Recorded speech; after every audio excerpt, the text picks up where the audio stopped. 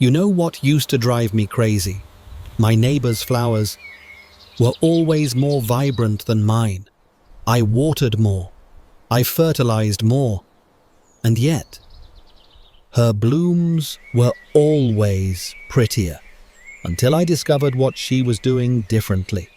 Just one mineral, less than $5. You can pick it up at any drugstore, just 1 tablespoon, and wait until you see what happens around day 21. That's when the real magic kicks in. No expensive fertilizers, no complicated schedules, no aching back or sore knees. This is the smart gardener's secret. To bloom so gorgeous, your neighbors will think you hired a professional landscaper. If you're tired of spending money on plants that disappoint, hit that subscribe button right now. What I'm about to share could save you hundreds of dollars this season. So what was she using? Epsom salt? Yep, that's right. The same stuff folks use to soak their feet. It might be sitting in your medicine cabinet right now. And here's the interesting part. The big fertilizer companies don't want you to know this. A $3 bag of Epsom salt contains the exact same ingredient they sell for 5 to 10 times the price in fancy bottles. The scientific name is magnesium sulfate. Sounds complicated, but what it does is beautifully simple. This isn't some old wives' tale. A study published in Frontiers in Plant Science analyzed over 570 experiments and concluded adding magnesium improves crop yield in most conditions. Why? Because magnesium is the central atom in every chlorophyll molecule. Without magnesium, plants can't photosynthesize. Without photosynthesis, plants have no energy. And here's what matters most. Research from the National Institutes of Health shows that magnesium deficiency directly affects flowering. Plants lacking magnesium produce fewer blooms, smaller flowers, and paler colors. The logic is simple. Plants need magnesium to make chlorophyll. Chlorophyll makes leaves green. Greener leaves mean healthier plants. Healthier plants mean more beautiful flowers. What about the sulfate?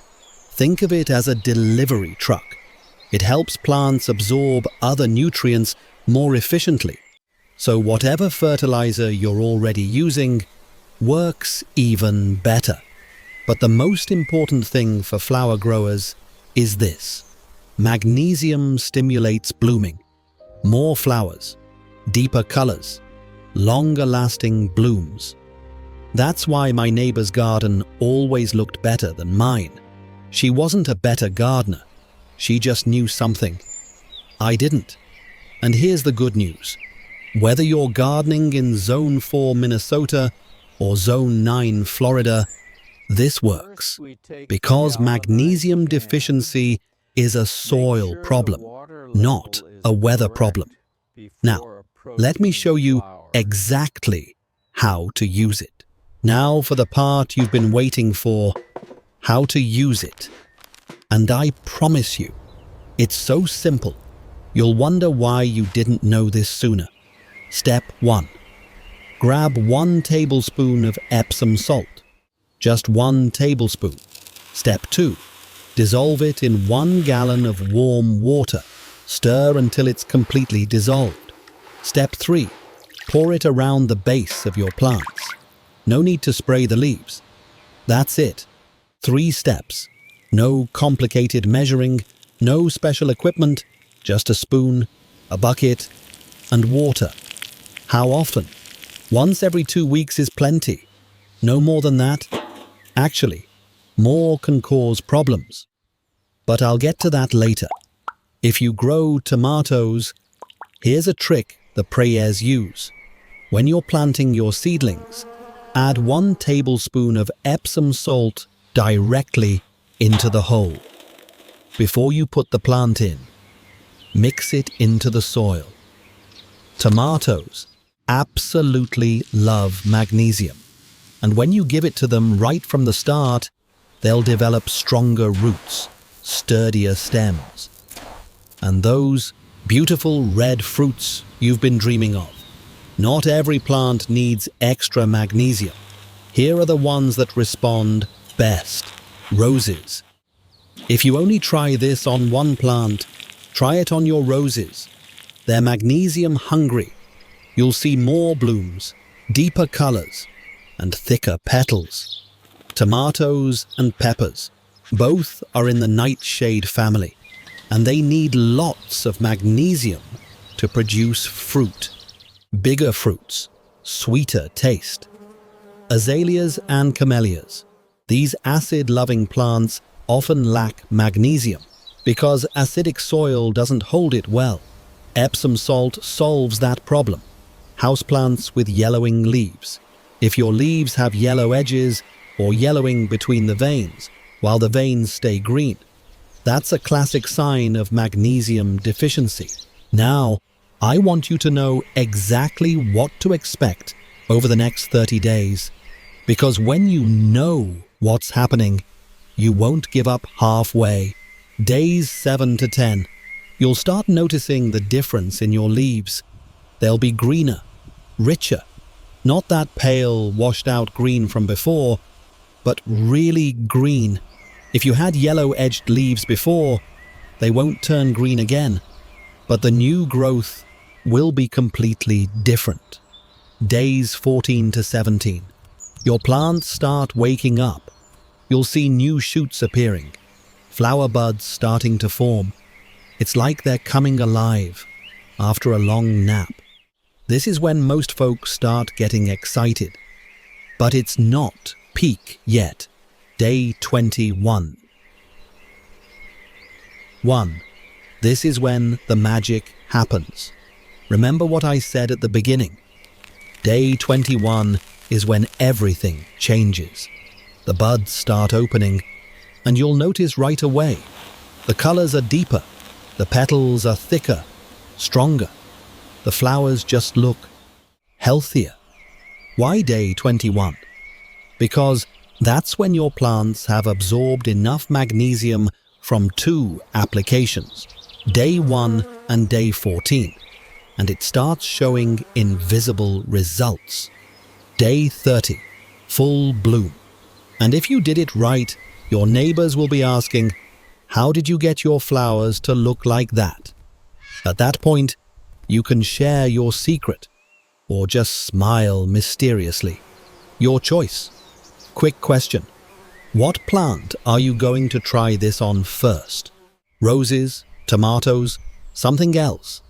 Drop a comment below and let me know. I'm genuinely curious where you'll start. If you want faster results, here's how. Instead of just watering the base, you can spray directly on the leaves. Mix it weaker. 1 tablespoon of Epsom salt in 2 gallons of water. Put it in a spray bottle and mist the leaves evenly. Plants absorb magnesium through their leaves faster than through their roots. You might see results 3 to 5 days sooner. But remember, spray in the early morning or late afternoon. Never spray in the hot midday sun, or you might burn the leaves. Now, before you get started, I need to warn you about 3 mistakes that trip people up. Don't let your hard work go to waste. Mistake number 1, using too much. A lot of folks think if 1 tablespoon is good, 3 tablespoons must be better. Wrong. Too much magnesium blocks calcium absorption.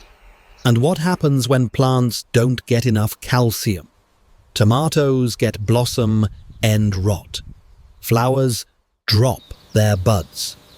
1 tablespoon every 2 weeks is enough. Don't overdo it. Mistake number 2. Applying to dry soil. Never pour Epsom salt solution on dry soil. Water your plants first. Let the soil get moist. Then apply the Epsom salt. Why? Because roots need water to absorb minerals. On dry soil, the salt just sits on top and never reaches the roots. Mistake number 3. Using it on everything. Not every plant needs extra magnesium. Leafy greens like lettuce, spinach, and cilantro, they usually don't need it. Beans and peas, same thing. Focus on flowering, plants, and fruiting vegetables. That's where you'll see the biggest difference. You've stuck with me this far, so let me reward you with a few more ways to use Epsom salt in your garden. For your lawn, if your grass is looking a little yellow, try this. 3 pounds of Epsom salt per 1,250 square feet.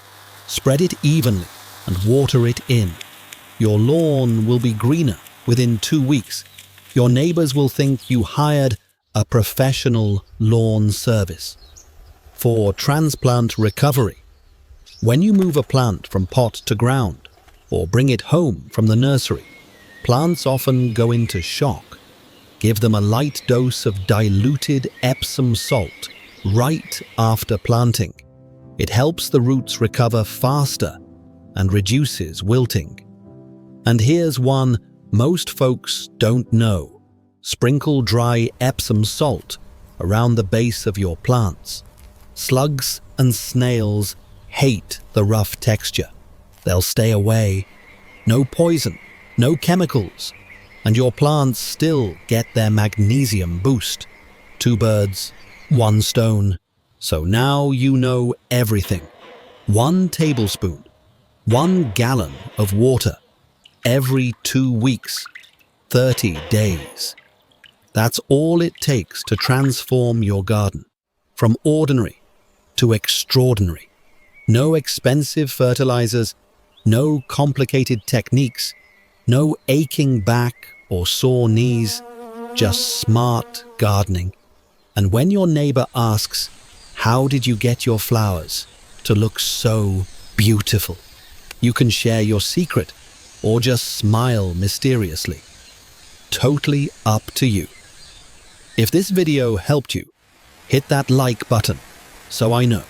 Subscribe if you want more simple gardening tips like this one, and drop a comment below. What plant are you going to try this on first? See you in the next video. Happy gardening, friends.